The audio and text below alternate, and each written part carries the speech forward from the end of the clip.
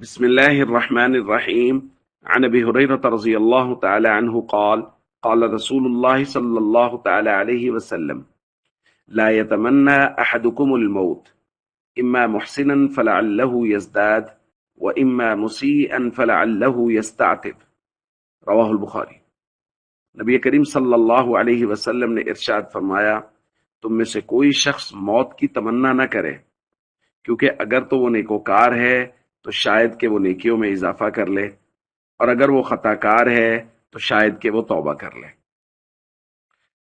دوستو، عام طور پہ جو لوگ دکھوں اور تکلیفوں میں وقت گزار رہے ہوتے ہیں اور ان کو مزاج شریعت کا پوری طرح سے اندازہ نہیں ہے، اللہ کی رحمتوں پر کامل یقین بسا اوقات نہیں ہوتا، تو ان کی زبان سے کسی تکلیف کی وجہ سے یا دکھی حالات کی وجہ سے یہ جملہ سننے کو ملا کہ اس سے تو موت بہتر ہے، ہم مر جاتے تو اچھا، اللہ کرے ہم مر جائیں، یہ جملے سننے کو ملے۔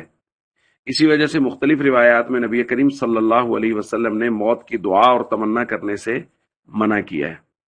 حضرت انس رضی اللہ تعالیٰ عنہ سے روایت ہے، فرماتے ہیں نبی کریم صلی اللہ علیہ وسلم نے فرمایا: لا يتمنین احدکم الموت من ضر اصابہ، کوئی آدمی کسی دکھ اور تکلیف کی وجہ سے جو اس کو پہنچے ہرگز موت کی تمنا نہ کرے۔ ہاں، فإن كان لابد فاعلا، اگر حالات زیادہ خراب ہوں اور کچھ کہنا ہی ہے، کوئی دعا مانگنی ہی ہے، تو حضور نے فرمایا فلیقل، تو یہ دعا مانگے: اللہم احینی ما كانت الحیات خیرا لی، اے اللہ جب تک میرے لیے حیات بہتر ہے مجھے زندہ رکھ، وتوفنی اذا كانت الوفات خیرا لی، اور جب میرے لیے وفات بہتر ہو تو پھر مجھے موت دے دے۔